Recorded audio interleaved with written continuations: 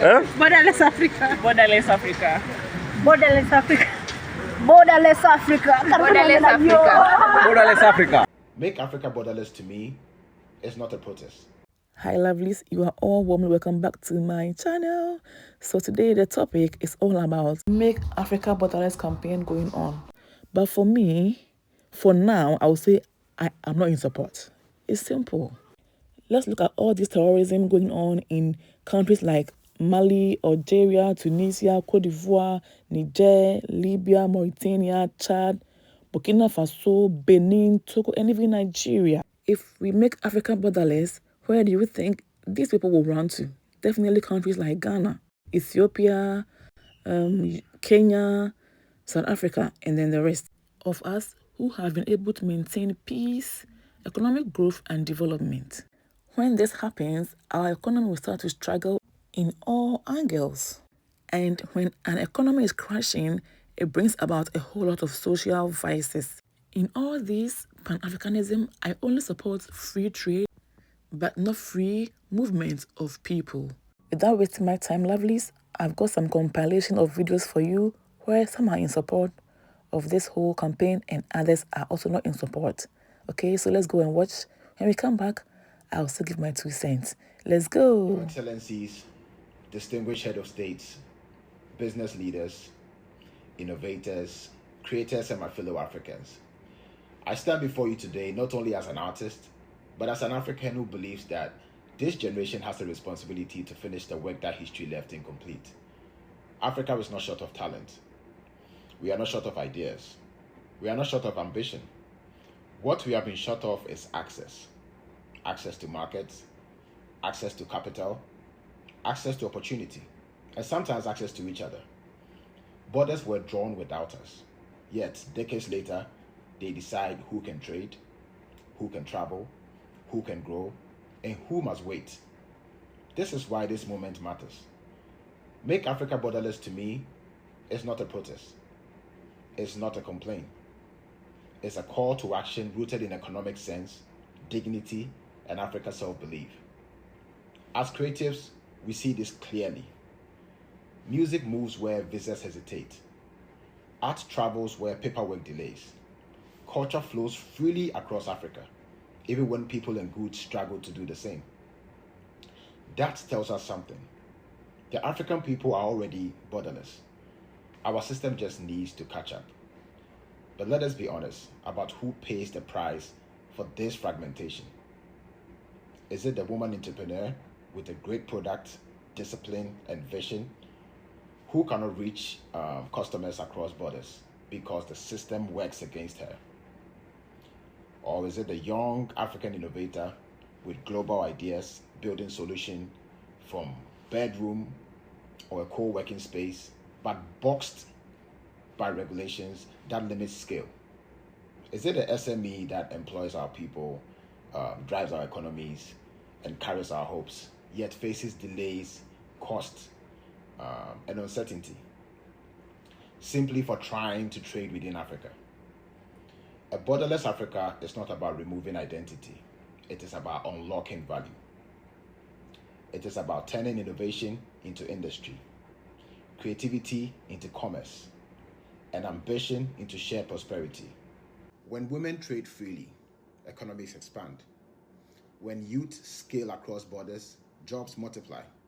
When SMEs move goods, services, and capital without friction, Africa becomes competitive. This is why I stand with the movement.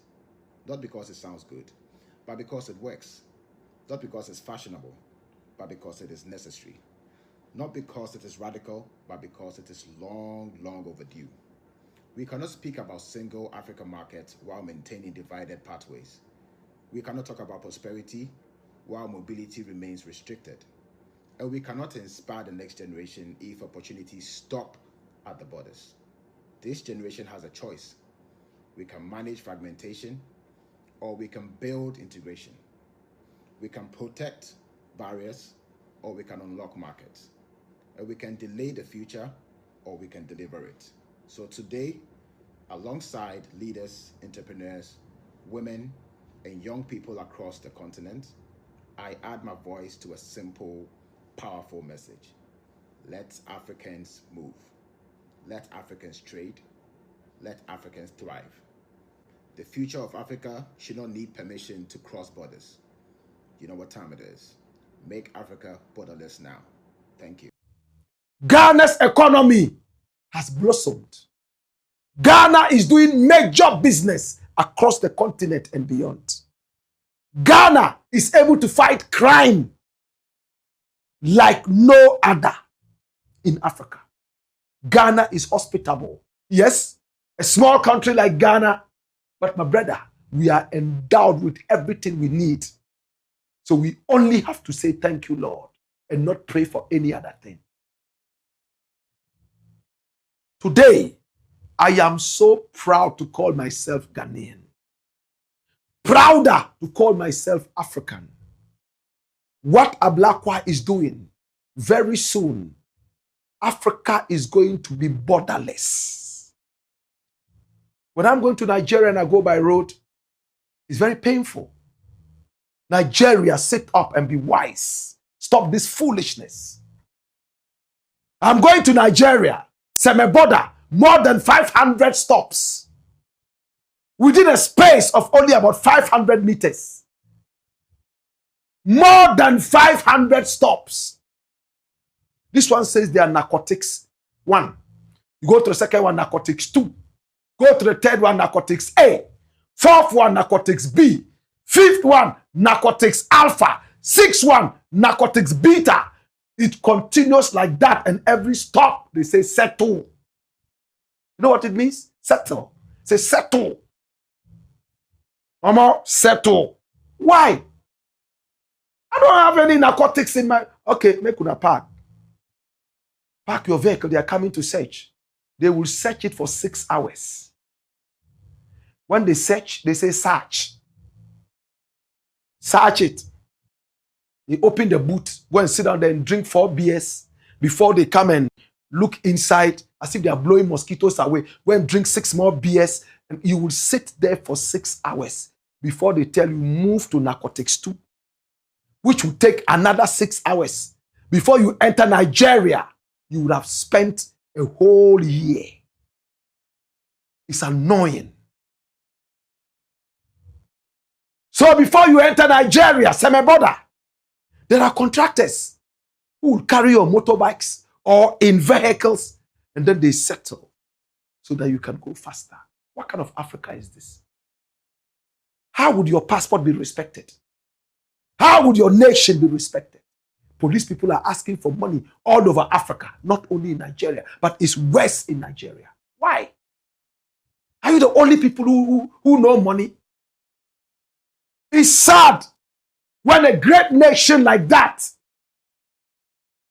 Abubakar Tafawa Balewa, great man, Usman Don Hodio, great guy, Chinua Achebe, great guy, oh, Wole Soyinka, great guys, Imi Agwali, great guys. Yet, we have all demeaned the nation to the status of nothingness because of greed and foolishness. Now, Ghana is teaching the whole of Africa a very solid lesson. Recently, they came to pick some 419 boys all over. They are carrying them out. Every time there's a soup, Nigerians are included. Why? I hate it when I have to say this is a Nigerian, this is a Ghanaian, this is a Togolese. Congratulations to Ghana. Congratulations to Ablakwa. Congratulations to the whole nation. It looks like we are ready to take Africa by storm. Congratulations to the Ghanaian passports. Oh, Jesus. Even America. When you are going to America with a Ghanaian passport, there's some respect that they give to you. Try the Nigerian passport. Hey, uncle, sack, uncle, if you are tired of your music, go retirement. If you are tired of this your rap music, I beg, go retirement. It not be by force. If you are failed to bring the Grammy when you promise Ghanaians. Say they carry ash, go Grammy. They go bring Grammy. If you have failed, I beg, go retirement. It not be by force. It not be force. Your mates, better boy now, your mates, those people, they went to Grammy, big Grammy. You know, by then, still border they. Is it the border which is holding you for your music to enter international? Always one way style. The same rap every year, the same time twisted. You this guy, you know they support anything good in this country. You don't support anything good in this country.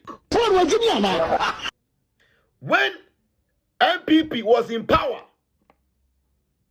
and the MPP introduced this Momo tax and everybody was complaining in this country, only you, this sack, only you, run, go, only you, run, go do music.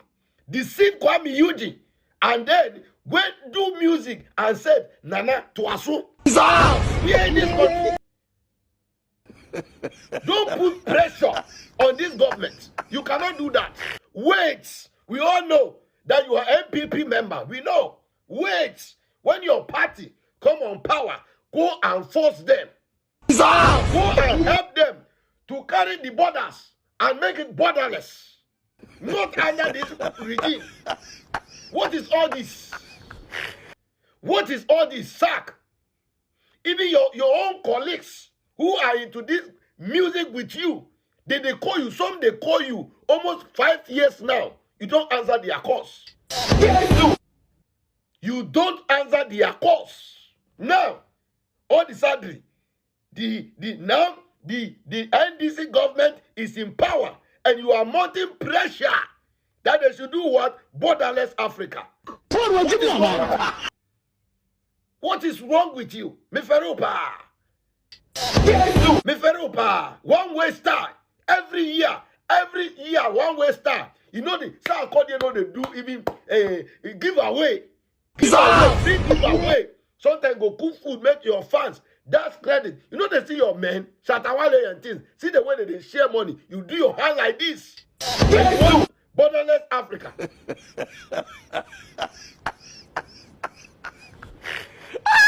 This Nigerian atrocity in this country, I've never seen you spoke about it. As Nigeria is not good, you want borderless.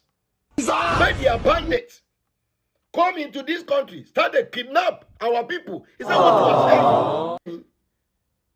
Manage your country. Everybody should manage his country. Okay? If you not be say, I dey share you small. Like that, I go say, shut up that your dirty mouth over there. And I dey share you. So I don't fit talk am. What is all this? Everybody they complain about you. Say you be stingy. You know good. Change. Work on it. So they can go and pick Grammy. Grammy, they open hands. When they take collect am. Anyway, I go by the name, the Nyash president, and I continue to be your #1 president all over the world. Anyway, I say power to the Nyash.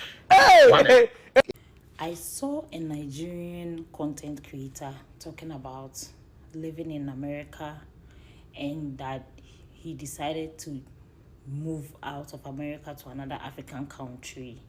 And then he decided to choose Ghana because of his personal reasons, because he didn't want to go back to Nigeria. See, this Pan-African nonsense is making people think that, for example, let me give you an example. So now, all of a sudden, I can decide that I have chosen. I'm not choosing my parents anymore. I'm going to look for a rich family and choose them and be like, okay, now I want to choose Dangote as my father. That is exactly what some of you are doing. Oh, I'm going to choose another family because now my family is poor. So maybe I'm going to look for that family that is good and I choose this family as my father. I choose this person as my family name. Like, that's what is happening right now, like within African people. Do you realize it? The grabbing of countries because your country does not exist. Your country is messed up. So now you can choose to go and live in another person's country without being a native or without having any blood ties, and then you have no money of doing any investment, but because it's another African country, we are all Africans. No, it doesn't work like that. Before colonialism, Africans had territory. We had territory. We were protecting our territory. Nobody was invading in anybody's territory. Before you fight wars to take advantage. When you fight the war and then you succeed, you take those people who were defeated as prisoners of war, and it was okay because it's a war that you fought and you won.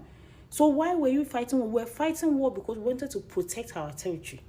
Now, modern day Africans don't want to put in the work, but they want to take advantage of people's sweats and come and say, oh, I choose to live here because I don't want to live in this country anymore. I choose to live here because, bro, you don't choose to live anywhere, or you don't choose a Ghanaian citizen because Ghana is not the only African country. That Ghana is not the only African country that exists. Some of you want to make Ghana look like a no man's land. Now everybody wants to be Ghanaian because Ghana is the most peaceful country in the world. Everybody wants peace. But why can't you make other places also peaceful?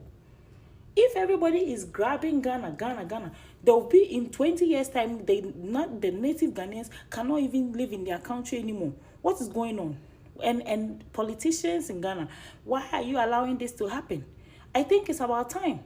Some of you should stop this because Ghana was built by people. It did not just come. Ghana did not exist from an abstract charm. We did not just charm Ghana to it. Ghana was built by people. What about the people who built the country? What about them?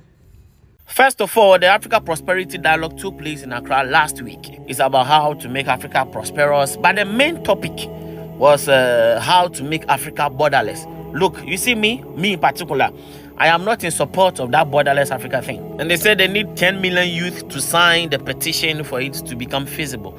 You see, this thing was possible in the late 1950s and then early 1960s.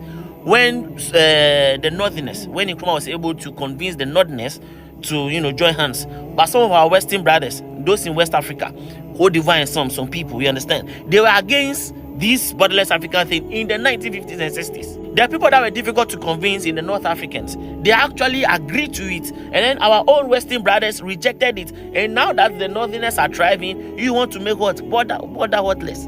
Look, it's like there's an exploitative motive behind this thing. Look, if they want a borderless economic and financial integration, I am all for it. But if they want a borderless unchecked movement of people where everybody can just enter any country, I'm not in support of it.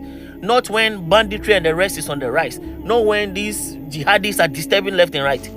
Free trade, free movement of capital and goods, financial incorporations, all those ones, I'm in support. But I see this open your border for somebody to come in, no, I'm not in support. Look, Africa is not culturally homogeneous.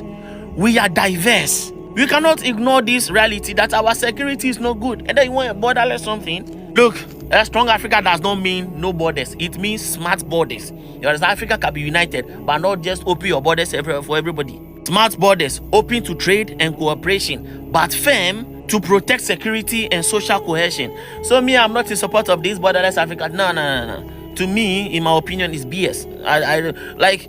Well, if you want to go and Charlie, I'm not in support of this borderless Africa thing. Let everybody be in their country. But if you want financial incorporation and everything, visa waiver where you can that one. But like say open borders, no.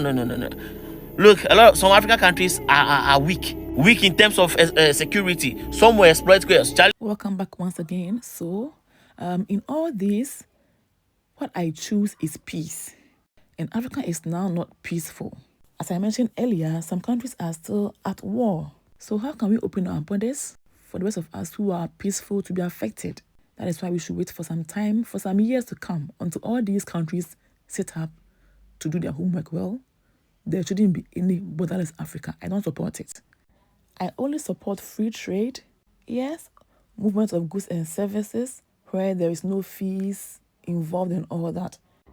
Just last week, Saturday, on the 14th of February this year, some Ghanaian traders who went to Burkina Faso for tomatoes importation have been burnt alive. And this is sad. So you see, if we make Africa borderless, some of these terrorists will easily and freely enter into peaceful countries to cause mayhem. Even UK, which was once part of the EU, has even left. And some of the reasons why UK left EU was that people were migrating to UK a lot. Even most of these EU countries, there are people allowed to live in UK, so they were migrating there. Of course, to live their lives, but the people in UK felt that, or the British felt that they were losing their culture, they were losing their identity. Crime rate was increasing, and mostly by these migrants. So they called on the government to do something about what is happening in their country, hence Brexit. Now, some of these African countries want to behave like side chicks. Some of the countries who are doing well, like Ghana, for example, the people in there are the legal wives, and our president is their husband, right? We voted for a peaceful, visionary, and a competent president to help develop our country. And it's obvious you are doing well now. And you side chicks, you want to come and reap what you didn't sow. You are now there promoting what? Polygamy. By saying, make Africa borderless. So that when this happens, you all troop into countries that are doing well for themselves. My people, none of these countries just got up one day and they got here. We worked hard for it. So go and face yourselves. Please, go and face yourselves. By helping your governments to make your countries great. I have a whole lot to say, but the video will be too long. For that matter, I'll end here. Lastly, Ghana, let's not forget that we are enjoying all this worldwide recognition because of the peace the tourists come to enjoy in Ghana. So if we are not careful with this borderless African thing, you will lose a lot. There should be only free movement of goods and services, but for people, I don't think it's advisable because some people are bomb bad. Wherever they go, they cause chaos. So let's stop this. So Ghanaians who want to explore Africa but have no money, as a result, they are all campaigning for this borderless African thing. Please stay home, okay? Because there's no way we will compromise our peace for your travel test. But if you disagree with me, let me know your opinion in the comment section, okay? See you in my next video. Take care. Bye.